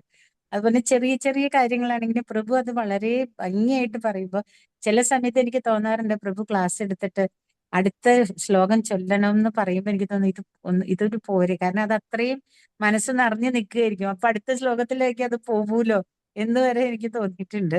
പക്ഷെ ഇതിന് ഏറ്റവും കൂടുതൽ എനിക്ക് താങ്ക്സ് പറയാനുള്ളത് രാജേഷ് പ്രഭുവിനോടാണ്. ഞാൻ പ്രഭുവാണ് ഞങ്ങൾക്ക് ഇത് ഞങ്ങളുടെ ഗ്രൂപ്പില് ഭക്തിശാസ്ത്രി പഠിച്ച ഗ്രൂപ്പിൽ ഇട്ടത്. അങ്ങനെയാണ് എനിക്ക് അതിൽ ജോയിൻ ചെയ്യാൻ പറ്റി. എന്റെ പ്രഭു ഇതിൽ ജോയിൻ ചെയ്തിട്ടുണ്ട്. എല്ലാവർക്കും ഹരേ കൃഷ്ണ. പ്രണാമം. എല്ലാവർക്കും ഹരേ കൃഷ്ണ പ്രഭു. പ്രണാമം. Thank you Mataji. അത് വിഡ്ഢി ചോദ്യം എന്ന് പറയാൻ പാടില്ല. കാര്യം മാതാജിയുടെ ഈ പറയപ്പെടുന്ന വിഡ്ഢി ചോദ്യം എന്ന് പറയുന്നതിൽ നിന്ന് പലപ്പോഴും നമ്മുടെ ഡിസ്കഷൻ വേറൊരു ഭയങ്കര ഒരു ദിശയിലേക്ക് പോയിട്ടുണ്ട്, ഇല്ലേ? ഹരേ കൃഷ്ണ. അതെ അതെ. ഹരേ കൃഷ്ണ. മിക്കവാറും മെയിൻ ഡിസ്കഷൻ പോകുന്നത് മാതാജിയുടെ ക്വസ്റ്റ്യനിൽ നിന്നായിരുന്നു അതെ. നമ്മുടെ ഇത്രയും കാലത്തിൽ. ഹരേ കൃഷ്ണ. അപ്പൊ വിഡ്ഢി ചോദ്യങ്ങൾ വീണ്ടും തുടരുക, അതൊരു ഹരേ കൃഷ്ണ പ്രഭു. ഭാഗ്യമായിട്ട് കരുതുന്നു നമ്മൾ. ഹരേ കൃഷ്ണ. യെസ്, ഹരേ ഇന്ദ്രനാഥ്. കൃഷ്ണ. എല്ലാവർക്കും എന്റെ നമസ്കാരം. ഹരേ കൃഷ്ണ. സ്പെഷ്യൽ താങ്ക്സ് രാജേഷ് പ്രഭുവിന്. ഹരേ കൃഷ്ണ. താങ്ക് യു പ്രഭു. പ്രഭുവിനൊരു താങ്ക്സ് പറയണം. കാര്യം പ്രഭു പുറമെ അത്ര ഒന്ന് സംസാരിക്കുന്ന ഒരു ഇതില് നേച്ചറായിട്ട് തോന്നിയില്ലെങ്കിൽ പോലും പ്രഭു അത് അത്രയും എന്താണ് ഇൻട്രസ്റ്റഡ് ആയിട്ട് കേൾക്കുന്നുണ്ടെന്നും മാത്രമല്ല ഡോക്യുമെന്റ് പോസ്റ്റ് ചെയ്യുന്നത്. ഡോക്യുമെന്റ് ചെയ്ത് പ്രഭു അതൊരു പ്രതീക്ഷിക്കാത്തൊരു സമയത്ത് ഒരു ഡോക്യുമെന്റേഷൻ ചെയ്തു തരുമ്പോൾ അതൊരു വളരെ സന്തോഷം തോന്നാറുണ്ട് അത് കാണുമ്പോൾ. ഇപ്പോ ചൈതന്യ വൃക്ഷത്തിന്റെ തന്നെ ആചാര്യന്മാരുടെ കാര്യങ്ങളാണെങ്കിലും അങ്ങനെ പലതും. അപ്പൊ അത് ദയവായിട്ട് അത് തുടരുക. അത് വലിയൊരു സേവനമാണ് പ്രഭു ചെയ്യുന്നത്. ഹരേ കൃഷ്ണ പ്രഭു. ഹരേ കൃഷ്ണ. Thank you. ഇനി വേറെ ആരെങ്കിലും ഇല്ലെങ്കിൽ ഒരു കാര്യം പറയാൻ ആഗ്രഹിക്കുന്നു. അതായത് നമ്മൾ ഇത് തുടങ്ങിയതിന്റെ ഒരു പശ്ചാത്തലം, വാസ്തവത്തിൽ വേറൊരു ക്ലാസ് നടക്കുന്നുണ്ടായിരുന്നു ഇസ്കോൺ കൊച്ചിയിൽ. ആ ക്ലാസ്സിൽ വന്ന ചെറിയൊരു ഐഡിയയാണ് ഇതായിട്ട് മാറിയത്. അപ്പൊ അങ്ങനെ അതൊരു വലിയൊരു സൗഭാഗ്യമായിട്ട് ഇത് വന്നു. പക്ഷെ അതിന്റെ കൂടെ മറ്റൊരു കാര്യം സംഭവിച്ചു, ആ ക്ലാസ് നിന്നുപോയി. അങ്ങനെ ഒരു ചരിത്രമുണ്ട്. അതിനെക്കുറിച്ച് രാജേഷ് പ്രഭു ഇപ്പോൾ പറയുന്നതായിരിക്കും. ഒരു പരിഭവമുള്ളത് എന്ന് വെച്ച് കഴിഞ്ഞാല്, നമ്മളിത് ആക്ച്വലി ഒറിജിനലി കൊച്ചി ഭക്തന്മാർക്ക് വേണ്ടിയാണ് തുടങ്ങിയത്. പക്ഷെ ഒരിക്കലും അതിൽ ഒതുക്കാൻ നമ്മൾ ആഗ്രഹിച്ചില്ല. നമുക്ക് കേരളത്തിലെ ഏത് സ്ഥലത്തു നിന്നും ഭക്തന്മാർ വന്നു കഴിഞ്ഞാൽ എല്ലാവരുടെയും ഷെയർഡായിട്ട് ചൈതന്യ മഹാപ്രഭുവിന്റെ പ്രസ്ഥാനം സങ്കീർത്തന പ്രസ്ഥാനമാണ്. എല്ലാവരും ചേർന്ന് ശ്രവണം ചെയ്യുകയും കീർത്തനം ചെയ്യുകയും മഹാപ്രഭുവിന്റെ സ്മരണത്തിൽ വരികയും ചെയ്യുക എന്നുള്ളത് തന്നെയാണ് ഉദ്ദേശം. പക്ഷെ കൊച്ചിയിൽ നിന്നുള്ള ഭക്തന്മാര് വിരലിലെണ്ണാവുന്നവരേ ഉള്ളൂ എന്നുള്ള ഒരു പരിഭവവും ഇതേ സമയത്ത് പറയാതിരിക്കാനാകുന്നില്ല. അതുകൊണ്ട് പറഞ്ഞു പോകുന്നതാണ്. രാജേഷ് പ്രഭു ഒരു ചരിത്രം ഇപ്പൊ പറയും, എന്നിട്ട് പിന്നെ നമുക്ക് എന്തായാലും തുടങ്ങാം. ഇന്ന് കാര്യം 13-ാം അധ്യായം ഒന്ന് സ്റ്റാർട്ട് ചെയ്യാം. അപ്പോ പ്രഭുവിന് ശേഷം നമുക്ക് അധ്യായം 13 വായിക്കാം. ഹരേ കൃഷ്ണ, എല്ലാവർക്കും നമസ്കാരം. ഏതായാലും എല്ലാവരുടെയും കമന്റ്സ് കേട്ടു. അപ്പോ എനിക്ക് പ്രത്യേകിച്ച് ആരും താങ്ക്സ് എന്ന് പറയേണ്ട കാര്യമില്ല. കാരണം ഇതിന്റെ മെയിൻ ഇനിഷ്യേറ്റീവ് ഗോപാൽ പ്രഭു എന്നാണ് വന്നിരിക്കുന്നത്. എനിക്കൊരു സ്വാർത്ഥ താല്പര്യം തന്നെയായിരുന്നു. കാരണം വെച്ചാൽ എനിക്ക് ചൈതന്യചരിതാമൃതം പഠിക്കാനായിട്ടായിരുന്നു ഞാനും ഇതിന് സപ്പോർട്ടിങ് ആയിട്ട് നിന്നു, എല്ലാവരെയും പോലെ. അപ്പൊ കൊച്ചി ഇസ്കോണില് പ്രഭു നേരത്തെ സൂചിപ്പിച്ചത്, കൊച്ചി ഇസ്കോണിൽ ഒരു VTE എന്ന് പറഞ്ഞൊരു സെഷൻ നടന്നിരുന്നു, വൈഷ്ണവ ട്രെയിനിങ് ആൻഡ് എഡ്യൂക്കേഷൻ. നല്ല ഒരു സെഷനായിരുന്നു പ്രഭുവിന്റെ. നമുക്ക് എല്ലാ ടെമ്പിൾ എറ്റിക്വേറ്റ്സ് എല്ലാം കവർ ചെയ്യുന്നതായിരുന്നു. അപ്പൊ അത് എന്ന് വെച്ചാൽ അതിന്റെ സമയം ഒരു പ്രശ്നമായിരുന്നു. കാരണം എല്ലാവർക്കും അറിയില്ല, കോൺഗ്രിഗേഷൻ സൺഡേ ഒരു ദിവസം മീറ്റ് ചെയ്യുമ്പോഴുള്ള നമുക്ക് ഒരുപാട് കാര്യങ്ങളുണ്ട്. കുറെ പ്രോഗ്രാംസ് നമുക്ക് ഉണ്ടാവും, റുട്ടീൻ ആക്ടിവിറ്റീസ് ഉണ്ടാവും. അങ്ങനെ എല്ലാം കൂടി വന്നു കഴിഞ്ഞപ്പോൾ എന്താണ് നമുക്ക് ഈ ഒരു ക്ലാസിന്റെ സമയം അങ്ങനെ അങ്ങനെ പുഷായിട്ട് പ്രസാദത്തിന് ശേഷമൊക്കെ പോയി കഴിഞ്ഞപ്പോഴേക്കും അതൊരു ഇതായി. അങ്ങനെ പല കാരണങ്ങൾ കൊണ്ടും ആൾക്കാരെല്ലാം കുറഞ്ഞു. ആ ക്ലാസ് ഇതായിട്ട് ഒന്ന് എന്താ പറഞ്ഞേ, അങ്ങനെ നിന്ന് പോകുന്ന ഒരു സ്ഥിതിയിലേക്ക് വന്നപ്പോഴാണ് പ്രഭു ഒരു ഭാഗവതം ക്ലാസ് ആണ് ആക്ച്വലി നമ്മൾ വീണ്ടും രണ്ടാമതൊരു ഇനിഷ്യേറ്റീവ് കൊണ്ടുവന്നു. അങ്ങനെ ഭാഗവതം ഒരു ദിവസം നമ്മൾ ആ ക്ലാസ്സിൽ എല്ലാവരും മീറ്റിംഗ് കൂടിയിട്ട് ഭാഗവതം വായന ആരംഭിക്കാൻ തീരുമാനിച്ചു. കാരണം അന്നിപ്പോ ഞാനൊക്കെ ഇനിഷ്യേറ്റീവ് എടുത്തന്ന് ഭാഗവതത്തിന്, കാരണം ഭാഗവതം മേടിച്ചു വെച്ചിട്ടുണ്ട്, പക്ഷെ വായന പലപ്പോഴും മുടങ്ങിപ്പോകുന്നു, വായിക്കാൻ സാധിക്കുന്നില്ല. അപ്പോ ഈ സമയത്താണ് എന്നെ സംബന്ധിച്ച് ഞാൻ വേറൊരു ആംഗിളിലാണ് പറയുന്നത്. ഭക്തി വിനോദ് സ്വാമി മഹാരാജ് കൊച്ചി ഇസ്കോണിൽ ഇടയ്ക്ക് വന്നിരുന്നു. അപ്പൊ ആ ഇടയ്ക്ക് അദ്ദേഹം വരികയും മഹാരാജ് വരികയും മഹാരാജിന്റെ കയ്യിൽ നിന്ന് എനിക്ക് ചൈതന്യ ചരിതാമൃതം മേടിക്കാൻ ഭാഗ്യമുണ്ടായി. അപ്പൊ അന്ന് ഏത് ഒക്കേഷൻ ആയിരുന്നു എന്ന് ഞാൻ ഓർക്കുന്നില്ല, ഗോപാൽ പ്രഭുവിന് ഓർക്കണ്ട. അന്ന് മഹാരാജ മുകളിൽ വെച്ചിട്ട് ആ ഫംഗ്ഷൻ അന്ന് ചൈതന്യ ചരിതാമൃതവുമായിട്ട് ബന്ധപ്പെട്ടായിരുന്നു. ഗൗരപൂർണിമ കഴിഞ്ഞിട്ടുള്ള ആഴ്ചയായിരുന്നു. അത് ഓക്കെ. അപ്പം അന്ന് അവിടെ ഒരു ഇതുപോലെ ഡിസ്കൗണ്ടിൽ ഇത് കൊടുക്കുന്നുണ്ടായിരുന്നു. ഭക്തിവിനോദ് മഹാരാജിന്റെ കയ്യിൽ നിന്ന് വാങ്ങിക്കാനുള്ള ഇതുണ്ടായിരുന്നു. അപ്പൊ ഞാൻ കുറെ നാളായിട്ട് വിചാരിക്കുന്നത് ഇത് എന്താണെന്നൊന്ന് അറിയണം. കാരണം എല്ലാവരും ഇത് കോട്ട് ചെയ്യുന്നുണ്ട്. എനിക്കാണെങ്കിൽ ഞാൻ ഈ അത്യാവശ്യം ചെറിയ പ്രഭാഷണം ഇതൊക്കെ ചെയ്യുന്ന ഒരാളാണ്, ഇൻട്രസ്റ്റും ഉണ്ട്. പക്ഷെ ചൈതന്യ ചരിതാമൃതം ഒന്നും കോട്ട് ചെയ്യാനും പറ്റുന്നില്ല, എന്താണെന്നും അറിയില്ല, വായിക്കാം. അപ്പൊ ഈ പുസ്തകം ഒന്ന് വാങ്ങിക്കണം എന്നൊരു ആഗ്രഹമായിട്ട് നിൽക്കുമ്പോഴാണ് ഈ ഒരു സന്ദർഭം കിട്ടുകയും അന്ന് ഞാൻ അത് വാങ്ങിച്ചു. മഹാരാജ് ഇതിനകത്ത് ഒരു എഴുതിയിരുന്നു. തരുമ്പോ മഹാരാജ് അങ്ങനെ തന്നുകൊണ്ട് എൻ്റെ അടുത്ത് എന്നോട് വർത്താനം പറയുകയും മഹാരാജ് എൻ്റെ അടുത്ത് ചോദിച്ചു, ഭാഗവതം വായിക്കാറുണ്ടോ എന്ന് ചോദിച്ചു. ഞാൻ പറഞ്ഞു വായിക്കാറുണ്ട്, പക്ഷെ ഉഴപ്പാണ്, ഇടയ്ക്കിടയ്ക്ക് ഇങ്ങനെ ഇതായിട്ടാണ് പോണേന്ന് പറഞ്ഞപ്പോ മഹാരാജ് പറഞ്ഞു, ഭാഗവതം വായിക്കുക, ചൈതന്യ ചരിതാമൃതം മാറി മാറി വായിക്കുക. എടുത്തു പറഞ്ഞു, ഭാഗവതം ചൈതന്യ ചരിതാമൃതം, ഭാഗവതം ചൈതന്യം, ഇങ്ങനെ തന്നെ മഹാരാജ് പറഞ്ഞു, ഇതേ വാക്കുകൾ. അപ്പോ ഞാൻ ശരിയെന്ന് പറഞ്ഞു, അത് വാങ്ങിച്ചു വച്ചിട്ടും പിന്നെ നമ്മുടെ പതിവ് അലസതയിൽ ഇരിക്കുമ്പോഴാണ് ഗോപാൽ പ്രഭു ഈ ഒരു ഭാഗവതത്തിന്റെ കാര്യം പറയുമ്പോൾ എന്റെ മനസ്സിൽ അത് പെട്ടെന്ന് ഭാഗവതം. അപ്പൊ ഞങ്ങള് സപ്പോർട്ട് ചെയ്ത് പ്രഭു ഭാഗവതം തുടങ്ങാം. പക്ഷെ പിന്നെ നടന്നതൊരു അത്ഭുതമാണ്. കാരണം ഭാഗവതം തുടങ്ങാം എന്ന് പറഞ്ഞ് നമ്മൾ പിരിഞ്ഞെല്ലാം പോയി കഴിഞ്ഞപ്പോ പിന്നെ പ്രഭുവിലാണ് അത് സംഭവിച്ചത്. പ്രഭു തുടങ്ങിയത് ചൈതന്യ ചരിതാമൃതമാണ്. പെട്ടെന്നാണ് പ്രഭു പറയുന്നത്, നമ്മള് ചൈതന്യ ചരിതാമൃതം നമുക്ക് തുടങ്ങാം എന്ന് പറഞ്ഞു. അത് ഒരു ഇതായിരുന്നു. അപ്പൊ തന്നെ എല്ലാവരും ഭാഗവതത്തിന് പറഞ്ഞിരുന്നവരെല്ലാം ഞാനടക്കം എന്ന ചൈതന്യ ചരിതാമൃതം എന്ന് പറയുകയും അത് നേരെ അത് എന്താ പറയുക ഒരു തുടക്കം തന്നെയായിരുന്നു. അപ്പൊ എന്നെ സംബന്ധിച്ച് അവിടെ എന്റെ കാര്യത്തിൽ പറയുകയാണെങ്കിൽ എന്ത് മഹാരാജ് പറഞ്ഞോ അത്, കാരണം ഞാൻ അതേ സമയം ഭക്തി വൈഭവന് പോയി ക്ലാസ് ചേർന്നു. ഇപ്പോ രണ്ടും മഹാരാജ് പറഞ്ഞ പോലെ ഉച്ചയ്ക്ക് ചൈതന്യ ചരിതാമൃതം വൈകുന്നേരം ഭാഗവതം വായിച്ചേ പറ്റൂ, കാരണം അത് കോഴ്സ് ജോയിൻ ചെയ്തു, ഇത് വിടാനും പറ്റില്ല. അപ്പോ അത് തന്നെ സംഭവിച്ചുകൊണ്ടിരിക്കുക. അപ്പൊ അതൊരു എന്നെ സംബന്ധിച്ചൊരു സാക്ഷാത്കാരം പോലെയാണ്. അപ്പൊ മഹാരാജ് പറഞ്ഞു തന്നെ സംഭവിച്ചുകൊണ്ടിരിക്കുകയാണ്. ഇതാണ് ഇതിന്റെ ഒരു ഇത്. പിന്നെ ക്രമേണ നമ്മൾ പറഞ്ഞ കൊച്ചി എന്ന് പറഞ്ഞാണ് തുടങ്ങിയതെങ്കിലും നമ്മള് എല്ലായിടത്തും വിഷ്ണുപ്രിയ മാതാജിയൊക്കെ പറഞ്ഞ പോലെ നമ്മൾ എല്ലാവരിലേക്കും അത് ഞാൻ പ്രഭുവിന്റെ പെർമിഷൻ എടുത്തിട്ടാണ് എല്ലായിടത്തും പോസ്റ്റ് ചെയ്തതെന്ന്. അപ്പോ അങ്ങനെ എല്ലാവരും ജോയിൻ ചെയ്തു. അപ്പോ വളരെ സന്തോഷമുണ്ട് എന്തായാലും നല്ല രീതിയിൽ പോകുന്നു. ഹരേ കൃഷ്ണൻ. ഇത് നമുക്ക് ഏതോ ആരൊക്കെയോ പറഞ്ഞ പോലെ തന്നെ ഇതൊരിക്കലും മുടങ്ങാതെ നമുക്കിത് മുഴുവനായിട്ട് പോവുകയും നമ്മൾ സ്വപ്നം കാണുന്ന പോലെ നമുക്ക് പ്രഭുവിനോടൊത്ത് നമുക്ക് ഈ ധാമങ്ങളെല്ലാം പോയി കാണാനും അതും ഒരു സാധ്യം ആകണം എന്നൊരു ആഗ്രഹമുണ്ട് എപ്പോഴെങ്കിലും. കാരണം നമ്മൾ കുറെ കണ്ടത്, കാരണം മായപ്പൂർ പോയെങ്കിലും അന്ന് ഇതൊന്നും അറിയില്ലായിരുന്നു.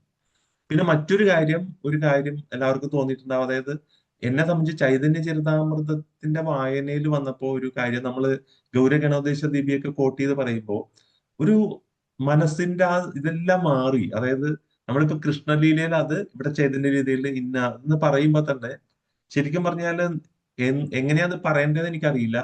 പണ്ടത്തെ ഒരു കാഴ്ചപ്പാടല്ല ഇപ്പോൾ ഉള്ളത്. ചൈതന്യ ചരിതാമൃതം വന്നപ്പോ എല്ലാ കാഴ്ചപ്പാടും മാറി. മറ്റത് ഓരോന്ന് വായിക്കുമ്പോൾ ഭഗവത്ഗീത വായിക്കുന്നു, ഭാഗവതം വായിക്കുന്നു, അതെല്ലാം ഒരു പുരാണം വായിക്കുന്നു. പക്ഷെ ഇപ്പൊ അതല്ല, മാറി. ഇപ്പോ പ്രാക്ടിക്കലി എന്തൊക്കെ സംഭവിക്കും നമ്മൾ അതിന്റെ ഒരു ഭാഗമായ പോലെ തോന്നുന്നു.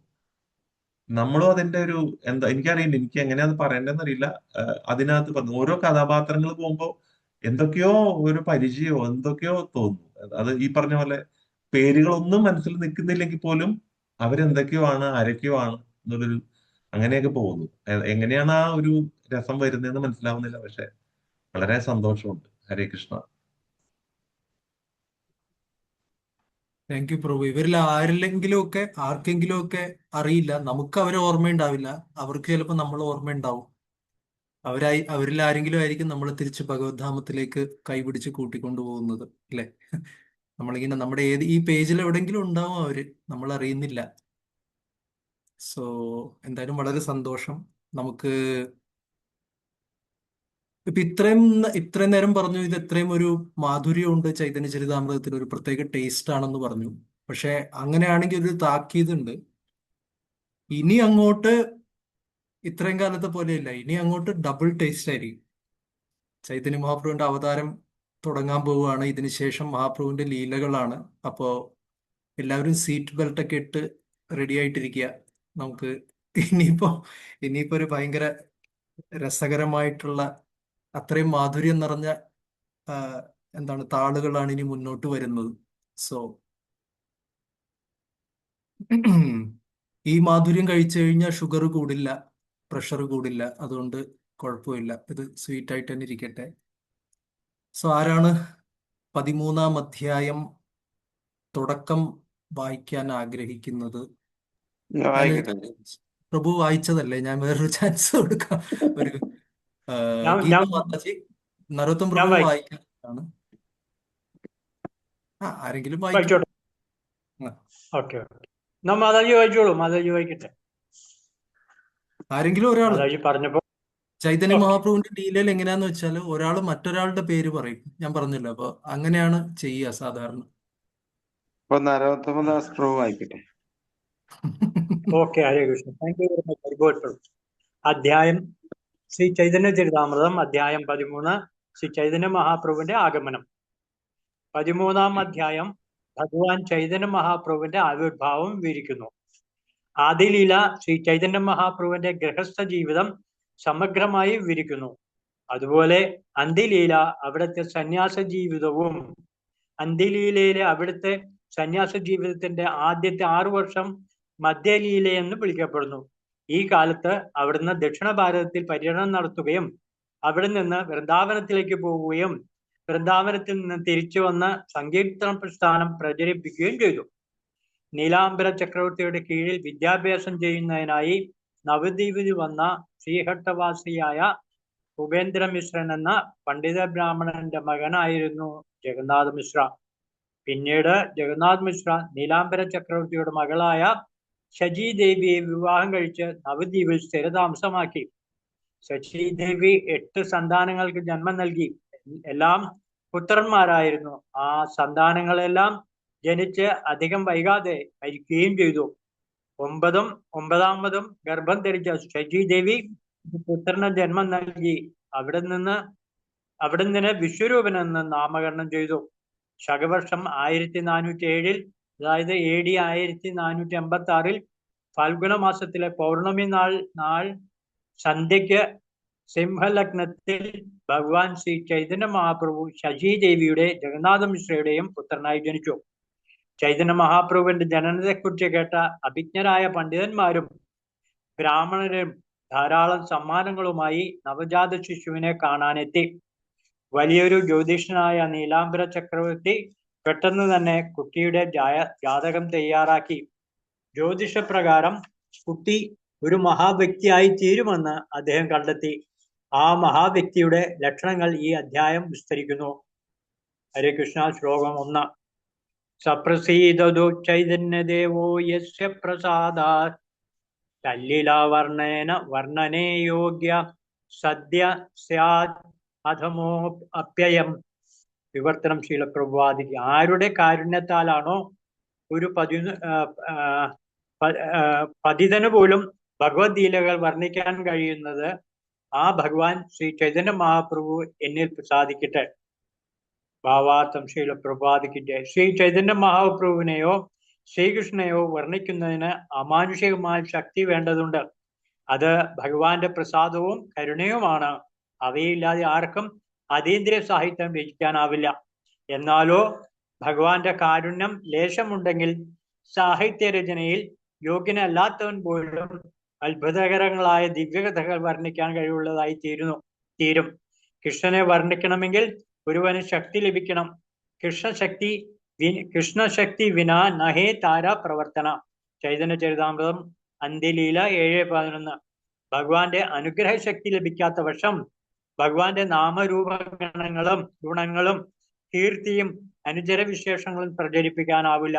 അതുകൊണ്ട് കൃഷ്ണദാസ കവിരാജ ഗോസ്വാമി താൻ ഏറ്റവും പതിതനാണെന്ന് കരുതിയെങ്കിലും അദ്ദേഹത്തിന് ചൈതന്യ ചരിതാമൃതം എഴുതാൻ കഴിഞ്ഞത് അദ്ദേഹത്തിന്റെ മേൽ ഭഗവാൻ സവിശേഷമായ കരുണ ചൊരിഞ്ഞത് കൊണ്ടാണെന്ന് തിരിച്ചറിയണം. അദ്ദേഹം സ്വയം പതിതനെന്ന് വിശേഷിപ്പിക്കുന്നുണ്ടെങ്കിലും നാം അങ്ങനെ കരുതാൻ പാടില്ല. മറിച്ച് ഇത്തരം അതീന്ദ്രിയ സാഹിത്യം രചിക്കാൻ കഴിയുന്ന ഏതൊരാളും സമാദരണീയനായ ഗുരുവാണ്. ഹരേ കൃഷ്ണ. തുടർന്ന് വായിക്കണോ? പ്രഭു ഒരു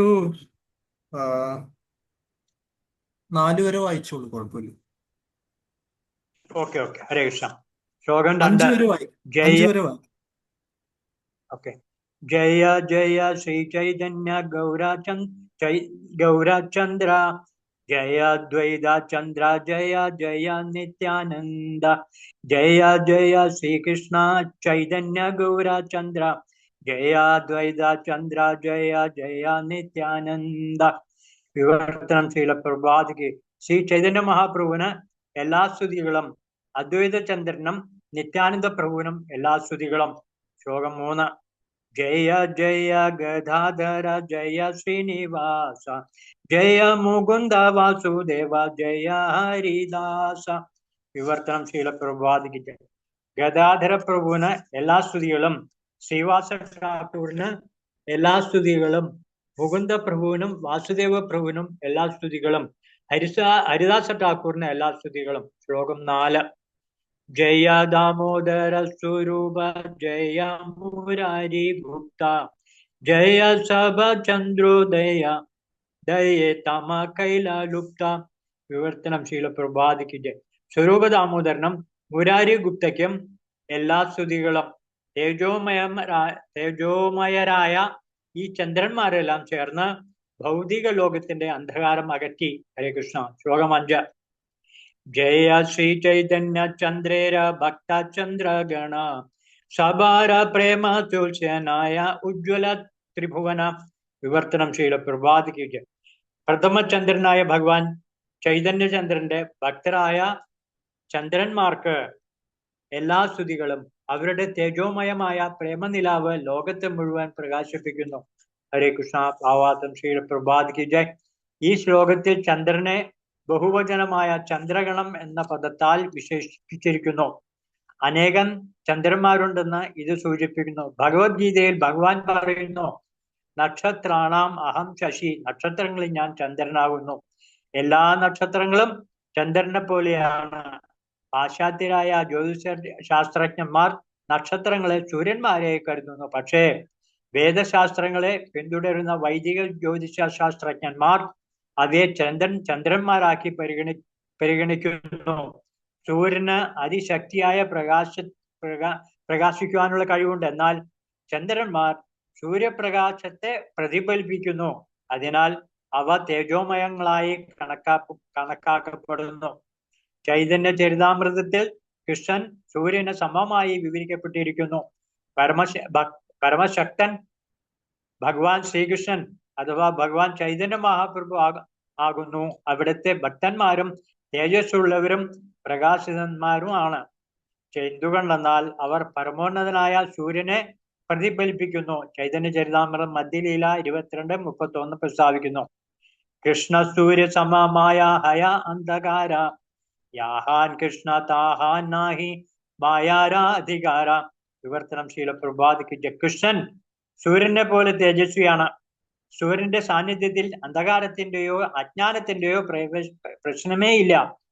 അതുപോലെ കൃഷ്ണനാകുന്ന സൂര്യന്റെ പ്രതിഫലനത്താൽ പ്രകാശിക്കുന്ന എല്ലാ ചന്ദ്രന്മാരുടെയും പ്രകാശത്താൽ അഥവാ ചൈതന്യ മഹാപ്രഭുവിന്റെ ഭക്തന്മാരുടെ കാരുണ്യത്താൽ ലോകം മുഴുവൻ പ്രകാശമാനമാവുകയും കലിയുഗത്തിന്റെ അന്ധകാരം അകലുകയും ചെയ്യുന്നതായി ഈ ശ്ലോകം വിവരിക്കുന്നു.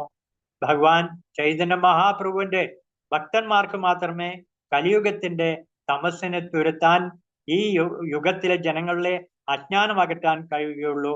മറ്റാർക്കും അതിന് കഴിവില്ല. അതുകൊണ്ട് കൃഷ്ണാവത പ്രസ്ഥാനത്തിലെ എല്ലാ ഭക്തന്മാരും തേജസ്വിയായ കൃഷ്ണസൂര്യനെ പ്രതിഫലിപ്പിക്കുകയും സമസ്ത ലോകത്തെയും ഇരുട്ടിനെ തുരുത്തുകയും ചെയ്യണമെന്ന്, ലോകത്തിലെയും ഇരുട്ടിനെ തുരുത്തുകയും ചെയ്യണമെന്ന് ഞങ്ങൾ ആശിക്കുന്നു. ഹരേ കൃഷ്ണ, ഹരി ബോൾ. ഹരി ഹരി. ശില പ്രഭുപാദിക്ക് ജയ്. പ്രഭുപാദിന്റെ ആഗ്രഹം പറയുകയാണ് ഇവിടെ. സൂര്യൻ ഒരു സൂര്യനേ ഉള്ളൂ അല്ലെ? കൃഷ്ണനാണ് സൂര്യൻ. വൈദിക ജ്യോതിശാസ്ത്രം അനുസരിച്ച് ഇവിടെ പറയുന്നത് നക്ഷത്രങ്ങൾ എന്ന് വെച്ചാൽ, നക്ഷത്രങ്ങൾ എന്ന് പറയുന്നത് നമ്മൾ ഇംഗ്ലീഷിൽ പറയുന്ന സ്റ്റാർ അല്ല. സ്റ്റാർ എന്ന് പറഞ്ഞാൽ സ്വയം എന്താണ്, ഹൈഡ്രജനെ ഹീലിയമാക്കി അവിടെ ഒരു റിയാക്ഷൻ നടന്നിട്ട് പ്രകാശം ഉണ്ടാക്കുന്ന, ചൂടും വെളിച്ചവും ഉണ്ടാക്കുന്ന ഒരു ഇതിനെയാണല്ലോ അല്ലെ സ്റ്റാർ എന്ന് പറയുന്നത്. സൂര്യൻ പോലെ. അങ്ങനെ ഇഷ്ടംപോലെ സ്റ്റാറുകൾ, ഇഷ്ടംപോലെ നക്ഷത്രങ്ങൾ ഉണ്ടെന്നുള്ളതാണ് മോഡേൺ സയൻസിൽ പറയുന്നത്. പക്ഷെ ഇവിടെ പറയുന്നത് വാസ്തവത്തിൽ സൂര്യനാണ് ഒരു ബ്രഹ്മാണ്ടം എടുത്തു കഴിഞ്ഞാൽ ഒരു ബ്രഹ്മാണ്ടത്തിൽ ഒരു സൂര്യനേ ഉള്ളൂ. ആ സൂര്യനാണ് ആ ബ്രഹ്മാണ്ടത്തിന് മുഴുവൻ പ്രകാശം കൊടുക്കുന്നത്. ബാക്കിയുള്ളതൊക്കെ നക്ഷത്രങ്ങൾ എന്ന് പറഞ്ഞാൽ അത് സൂര്യപ്രകാശം അതിൽ തട്ടി തിരിച്ച് പ്രതിഫലിക്കുന്നതുകൊണ്ടാണ് അതിൽ വെളിച്ചമുള്ളതായിട്ട് തോന്നുന്നത്. ചന്ദ്രന്റെ കാര്യം പറഞ്ഞതുപോലെ. അപ്പൊ ബാക്കി നക്ഷത്രങ്ങളൊക്കെ അങ്ങനെയാണെന്ന് പറഞ്ഞ് ആ ഒരു ഉപമ വെച്ചിട്ട് പ്രഭുപാദ് ഇവിടെ പറയുന്നു, കൃഷ്ണനാണ് സൂര്യൻ ഇല്ലേ? സൂര്യനിൽ നിന്ന് പ്രകാശം വരുന്നു. ഭഗവാന്റെ ഭക്തന്മാര് ചന്ദ്രന്മാരെ പോലെയാണ്. ആ സൂര്യപ്രകാശം ഏറ്റുവാങ്ങി അത് പ്രതിഫലിപ്പിച്ച് കൊടുക്കുന്നു. റൈറ്റ്? അങ്ങനെയാണ് ഇവിടെ പറയുന്നത്. എന്നിട്ട് പറയുന്നത് ഇവിടെ എന്താണ് വെളിച്ചവും ഇരുട്ടും പറയുന്നതെന്ന് വെച്ച് കഴിഞ്ഞാൽ, കലിയുഗത്തിന്റെ തമസ്സിനെ തുരത്താൻ, ഈ യുഗത്തിലെ ജനങ്ങളുടെ അജ്ഞാനം അകറ്റാൻ ഭക്തന്മാർക്ക് മാത്രമേ കഴിയുള്ളൂ എന്നാണ് പറയുന്നത്. അപ്പൊ ശ്രീകൃഷ്ണ ഭഗവാൻ അറിവിന്റെ പ്രകാശമായിട്ട് നമുക്ക് അജ്ഞാനത്തിന്റെ കലിയുഗത്തിന്റെ അജ്ഞാനം ഇരുട്ടകറ്റാൻ വേണ്ടിയിട്ട് അറിവിന്റെ എന്താ പറയാ ദീപനാളം എന്നൊക്കെ പറയുന്ന പോലെ സൂര്യനായിട്ട് ഭഗവാൻ തരുകയാണ്. പുരാണ ആർക്കോ അധുനോദിത എന്ന് പറഞ്ഞിട്ട് ശ്രീമദ് ഭാഗവതത്തെ കുറിച്ച് പറയാറുണ്ട് ഇല്ലേ? പുരാണ സൂര്യൻ ശ്രീകൃഷ്ണ ഭഗവാൻ ദ്വാപരയുഗം കഴിഞ്ഞ് തിരിച്ച് ധാമത്തിലേക്ക് പോയ സമയത്ത് കലിയുഗത്തിൽ ബാക്കി നിൽക്കുന്ന അന്ധകാരത്തെ അകറ്റാൻ ആർക്കാണ് കഴിയുക എന്ന് പറഞ്ഞപ്പോൾ കൃഷ്ണൻ വീണ്ടും പുരാണ അർക്കൻ, പുരാണ സൂര്യനായിട്ട് ഭാഗവതമായിട്ട് അവതരിച്ചിട്ടുണ്ട് എന്ന് പറയുന്ന അതേ ഉപമയുടെ എക്സ്റ്റൻഷൻ ആണ് ഇവിടെ. അതായത് ആ സൂര്യൻ, ശ്രീമദ് ഭാഗവതം എന്ന് പറയുന്ന സൂര്യൻ കൃഷ്ണനാണ്.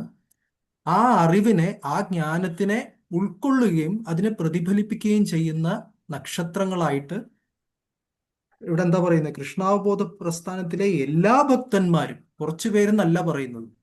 എല്ലാ ഭക്തന്മാരും തേജസ്വിയായ കൃഷ്ണസൂര്യനെ പ്രതിഫലിപ്പിക്കുകയും സമസ്ത ലോകത്തിലെയും ഇരുട്ടിനെ തുരത്തുകയും ചെയ്യണമെന്ന് ഞങ്ങൾ ആശിക്കുന്നു. അതിന്റെ അർത്ഥം എന്താണ്?